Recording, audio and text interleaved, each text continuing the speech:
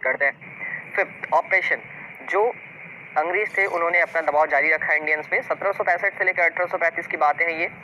But the British continue to oppress Indians. जो British थे वो भारतीयों पे ऑपरेस, दबाव डालना उन्होंने जारी रखा, जुर्म करना उन्होंने जारी रखा। इन 1818 में उन्होंने एक रेगुलेशन थर्ड के नाम से एक नियम पास आउट किया।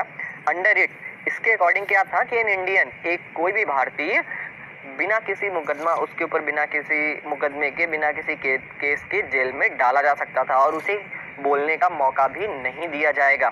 ट्रायल मतलब होता है मुकदमा।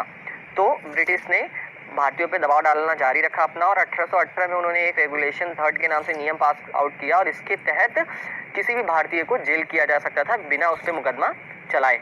All the time British officers in India drew big salaries and also made fortunes in private business। जो ब्रिटिश ऑफिसर्स थे वो काफ़ी समय से अच्छी सैलरी भारत से उठा रहे थे, ईस्ट इंडिया कंपनी से अच्छी सैलरियां उठा रहे थे और अपना जो भाग्य था वो प्राइवेट बिजनेस में भी बना रहे थे। भारत में वो प्राइवेट बिजनेस भी कर रहे थे जिससे वो अपना भाग्य बना रहे थे, अच्छी सैलरी मिल रही थी उन्हें। By 1829, Britain was exporting British goods worth 7 crore rupees to India। 1829 में ब्रिटेन, इंग्लैंड अपने यहाँ से 7 करोड़ के सामान हमारे भारत में एक्सपोर्ट कर रहा था। एक्सपोर्ट मतलब होता है ब्रिटेन से सामान भारत में आ रहा था। 7 करोड़ का सामान ब्रिटेन से भारत में आ रहा था। उसकी जितनी कमाई होती थी सब वापस ब्रिटेन में जाता था। Governor general Bentinck reported back home. Governor general ने ब्रिटेन को बताया, रिपोर्ट किया वहां पे कि the bones of cotton weavers are bleaching the plains of India. जो ये भारत के, इन्होंने देखो यहाँ पे जो ये गवर्नर जनरल थे, इन्होंने भारतीय किसानों को क्या कहकर पुकारा है, बोन्स ऑफ कॉटन वीवर्स।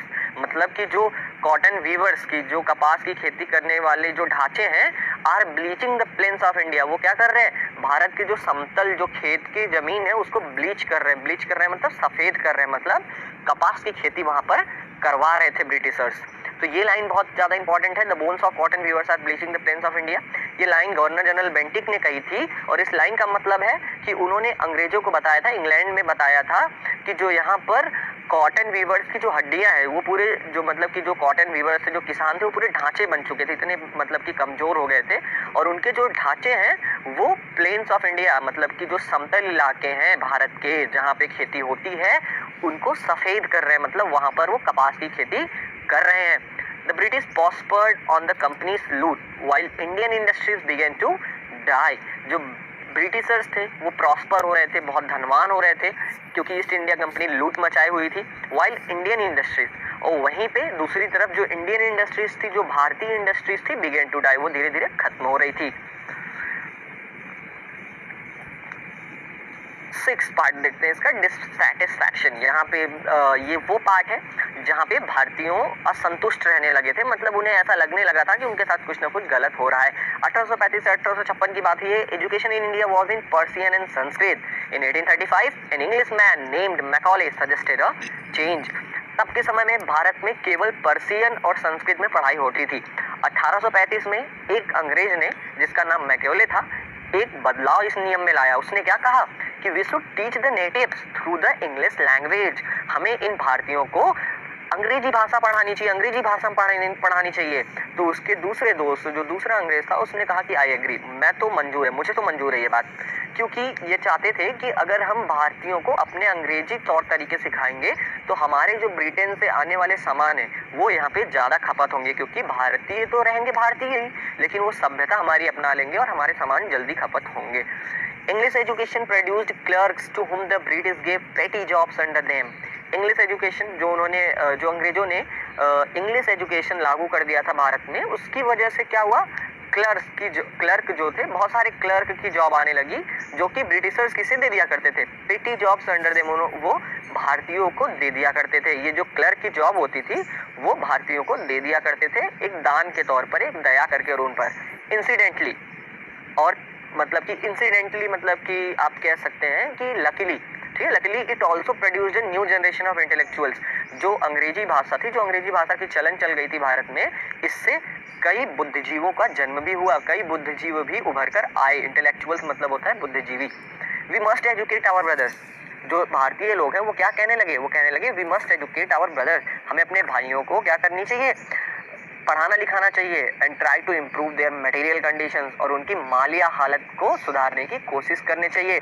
फिर तीसरे बंदे ने क्या कहा, फॉर दैट, और इसके लिए we must convey our grievances, इसके लिए हमें क्या करना होगा, हमें अपनी जो दुख है वो ब्रिटिश पार्लियामेंट को बताना होगा। आगे देखते हैं, by 1856 the British has conquered the whole of India. आगे जो कहा जा रहा है कि 1856 तक जो अंग्रेज, जो ईस्ट इंडिया कंपनी थी, जो ब्रिटिशर्स थे, वो पूरे भारत को लगभग भारत को अपने कब्जे में ले चुके थे। आप देख रहे हैं जो पिंक वाला हिस्सा है वो अंग्रेजों ने अपने कब्जे में ले लिया था, जो पीला वाला हिस्सा है वही केवल भारतीय छोटे मोटे राजाओं द्वारा चलाया जा रहा था।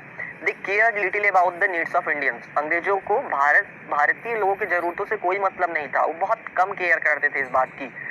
और ये देखिए कुछ बातें हो रही है इंडियंस के बीच में, our kings have become puppets and we have lost our old jobs. हमारे जो राजा हैं वो कठपुतली बन गए हैं अंग्रेजों के, और हमने अपने पुराने जो जॉब थी, जो पुराना काम था, वो भी हम अपना खो चुके हैं। एंड लैंड, अपनी जमीनें भी खो चुके हैं। They are converting our brothers, वो हमारे भाइयों को बदल रहे हैं, हिंदू से मुस्लिम से क्रिश्चियन बना रहे हैं। You only talk. चौथे आदमी ने क्या कहा कि तुम केवल बात करो, do something to drive them out, कुछ ऐसा करो कि अंग्रेज यहाँ से चले जाएं। आगे देखते हैं, सातवां, द स्पार्क्स, जो आज़ादी की लड़ाई की जो चिंगारी, जो मतलब कि जो विद्रोह की चिंगारी, जो अंग्रेजों को भगाने की जो चिंगारी थी, वो कब तक की, 1855 से 1857 के बीच में। Taxes continued to ruin the peasants, जो बहुत ज़्यादा भारी भरकम टैक्स लगा था किसानों पर, वो किसानों को बर्बाद कर रहा था, रूइन कर रहा था। इन बंगाल में the Santhals who had lost their lands under new land rules became desperate. Bengal में जो सेंथल्स ट्राइब थी, जो प्रजाति थी, who had lost their land, जिन्होंने अपनी ज़मीनें खो चुकी थी, खो दिया था उन्होंने अपनी ज़मीनें, अंग्रेज के नए ज़मीनी लॉ नियम के तहत उन्होंने अपनी ज़मीनों को खो दिया था। तभी वो क्या हो गए थे, बिकेम डिस्परेट, वो बहुत ज़्यादा गुस्सा हो गए थे अंग्रेजों के प्रति। इन 1855 1855 में वो उन्होंने विद्रोह कर दिया। दे रॉज इन रिबेलियन मतलब विद्रोह कर दिया उन्होंने, एंड मैस्कर्ड, और कत्ल किया किसका, यूरोपियंस का, अंग्रेजों का, और उनके सपोर्टर्स का कत्ल करना स्टार्ट कर दिया वो। Discontent was brewing in the East India Company's army too। Discontent मतलब असंतोष, was brewing मतलब तो ऐसे होता है शराब बनाना, लेकिन यहाँ पर brewing का मतलब प्रयोग किया गया है, बढ़ रहा था। तो असंतोष ईस्ट इंडिया कंपनी की जो सेना थी उसमें भी बढ़ रहा था। क्यों बढ़ रहा था, देखिए नीचे कुछ लोगों की राय है।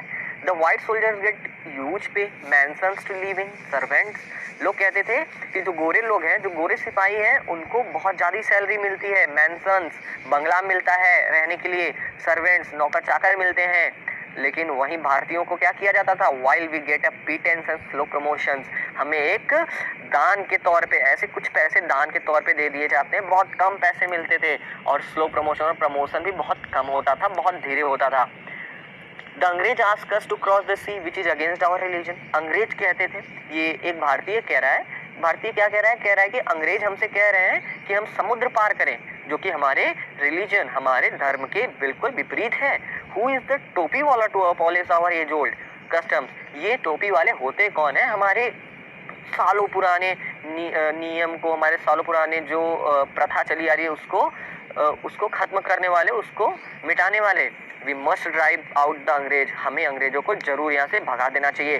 सिपाही Mangal Pandey attack the adjutant of his regiment and was executed. जो सिपाही मंगल पांडे जो कि ईस्ट इंडिया कंपनी के आर्मी में थे, उन्होंने अटैक कर दिया किस पे, एडजटेंट पे। एडजटेंट मतलब अपने ही रेजिमेंट के एक साथी पर उसने अटैक कर दिया, एंड वाज एक्सिक्यूटेड, और उन्हें फांसी हो गई। Thousands of other सिपाहीज रिवोल्टेड, हजारों कई सिपाहियों ने विद्रोह स्टार्ट कर दिया। ये देखते हुए दे वर स्ट्रिप्ड ऑफ देयर यूनिफॉर्म्स, उन्हें उनके यूनिफॉर्म से बेदखल कर दिया गया, मतलब उनकी यूनिफॉर्म छीन लिया गया। स्ट्रिप्ड मतलब छीन लेना। ह्यूमिलिएटेड, उन्हें अपमानित किया गया। एंड पुट इन आयरन्स, और उन्हें बेड़ियों में जकड़ लिया गया।